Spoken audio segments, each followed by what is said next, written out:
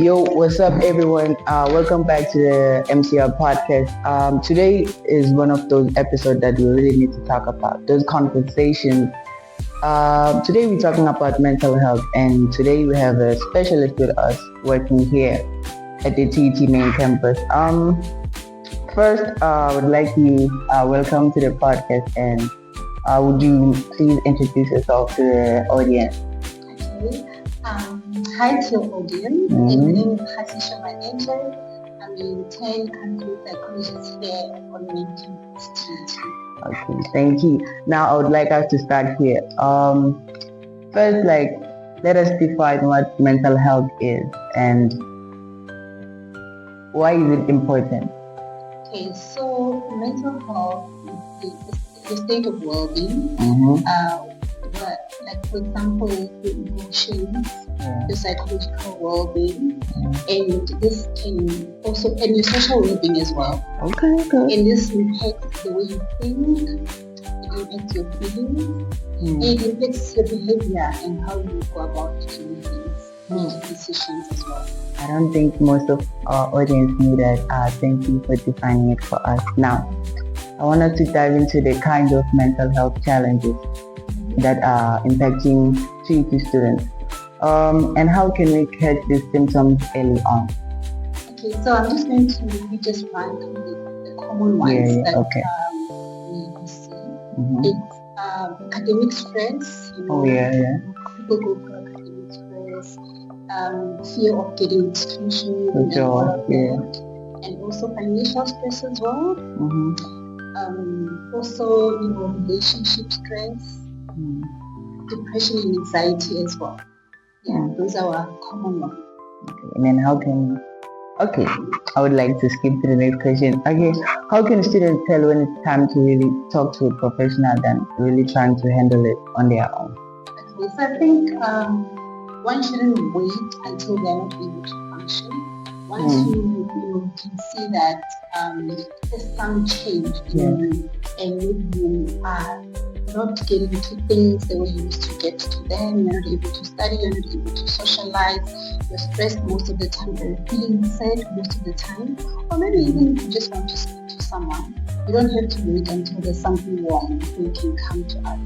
Sometimes you can just want to have an idea of how to approach things and want to hear a professional's voice in that.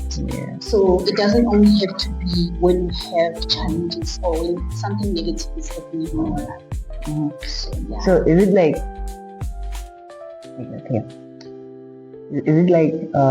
something that is unusual if maybe, for an example, an introvert, like maybe someone who likes being alone, then all of a sudden just changes into being like an outgoing person? Is it unusual, or should that person talk to a professional same time, or should they just go on with their life? Okay, so firstly, an introvert does not mean that you don't like to hang around. It just means that the way you process things is more like by yourself internally. So if maybe you hear bad news, you want to process it first, understand what you're going to do about it. But doesn't mean that you don't like people or you don't like hanging around people. And extroverted, they process outwardly. So they really hear something and they want to tell something to somebody immediately, or they want to share immediately about something that is going on. So it does not necessarily mean that being introvert is somebody that really does not want people around. And also, to answer the second part of your question, I would say that people go through different stages and different phases in life. So you might find that maybe in high school a person didn't want to be outgoing because of certain reasons, maybe you were bullied, or maybe there's something that happened in high school that made you not to want to socialize. Maybe you just didn't like the crowd, or maybe you thought of yourself in certain way because of something the teacher said. It can be a lot of reasons why somebody didn't want to socialize, right? And then they get into a new environment where they feel freed from whatever it is that held them back. So that doesn't mean that there's something wrong. or there's something that should be more of an alert. Yeah. But it just means that they are not fear to engage, or maybe they found people that they are, they're able to associate with and socialize with. Thank you so much for that. Okay, so I want to ask you, right? Like, okay, for a student who's feeling anxious or really stressed out and doesn't know what to do, what campus services are around here?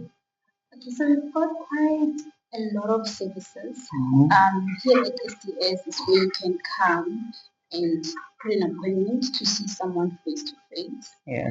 So you can see somebody for personal counseling, meaning that is something that is happening in your personal life that you want to attend to and you want to process. But also you can see somebody just for study counseling or study coaching. So maybe you don't really have a personal thing that you want to attend to, but you are challenged in terms of your studies. You don't know how to make notes or who to approach in terms of your studies. And or maybe even just having a routine. You need somebody to guide you through a routine for you to be able to study. You can come here. But also, we have different programs that are running throughout the year. Emails are sent out to all students, students that are able to apply for those programs, they do, and then they come and then they get engaged in those programs. Just to give an example, in the year we have a GBV camp where a group of women were taken to a camp for about 2 days, and then there's certain mental health, group counseling that happened there, and then also group of men that also did a similar thing for men. SDS is always on radio talking about mental health, and also we have webinars. So every week the student support at 3 o'clock on Monday online, and also there are webinars every week online. So the 2 online support in terms of what we do. But that doesn't end there. There are so many other activities that happen. Like for example, there was a music recording where no matter how challenges that TUT student experiences, it was expressed through music. So a group of TUT students that applied went on a camp, and then there was music recordings. So they came back with a full album, different songs. Those songs were about what TUT students experience and how challenges can be met and resolved. Yeah. Okay, so what is where can students find the exact building, the room number, like? Yeah. Okay, so our address is first of all, we have SDS in all campuses. So I'm just saying this because I don't want other students to think that in their TUT campuses they don't have SDS. So every campus of TUT has the service. But for us here at TUT main campus, we are at building 6, room number 361. Room number 361. Okay, thank you so much for clarifying for our audience. Now, this question is big. I want to know words that you would say to students who feel isolated, like they don't really connect with anyone on campus. Kind of like an introvert person, but I don't know. Some of them just might want to be outgoing, but I don't know. Yeah, some of us and some. What would you say? Yeah, so coming to a tertiary institution can be a bit overwhelming. For sure, Some yeah. can be actually very overwhelming. So there are many students that go through that. So the first thing for students to understand is that they're not alone. Many of other students that they see, even some next to them, some in the same class, they're going through the same thing. So they first need to normalize the fact that they're not going through this alone. Right? And also, they need to acknowledge the fact that they're in a new environment, they don't know people, and the independence that comes with it. So most students here daily rest. They have left their homes where there was different kind of support. You have parents, or you have other siblings that you're already in a routine with the people that you know. So being in a different environment can be challenging because you don't know where to start to get a bath. You're scared to ask the next person, where is the cafeteria? Yeah, you don't know if I should cook in rest or not. There's so many things that you don't know, and it can be overwhelming to find answers. Definitely. So, to students that are feeling overwhelmed and feeling isolated, we can really say that they are not alone, but there is STS. They can come and find help because maybe they are afraid to ask questions from the next person. But we are able to maybe direct them to the right places that they can find answers. Some people will come and they ask about, where can they find this type of service? And then we're able to say, okay, this is not a service that we give, but you can find it at this building, and this is what the department is called. Those kind of information can really be helpful for somebody to feel less overwhelmed. But bit by bit, they learn to make friends as well. And you don't have to have a crowd of friends if you feel like it's going to be overwhelming. But one or two, maybe classmates, you start to talk to slowly, and then eventually you make those meaningful friendships. Thank you so much, Nana. This is like a good now. I want to really ask you. You've mentioned STS a lot, and most of us, including myself, we don't really know what it means. Really. So STS just stands for Student Development and Support.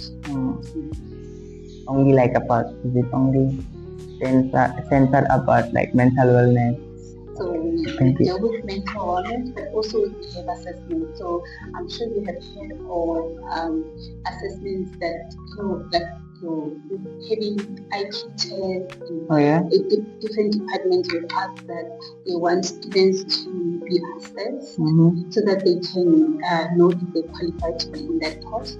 So we have psychometrists that are responsible for those tests. So they run different tests for different students, different departments. They don't use the same set of assessments, but they know which assessment to use for which department and which students. Okay, so in your experience, right,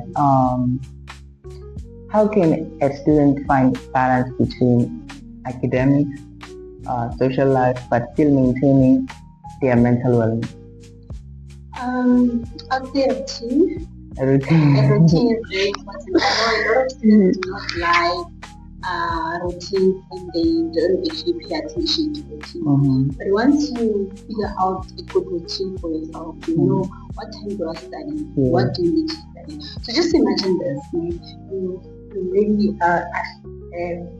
you are in January or February, you get your timetable, and with your timetable you get your study guides, you get your books, you get your previous question papers and all of that. And before you go to class, every class before you go to, prepare for the chapters that are set to be going to be attended to in that class.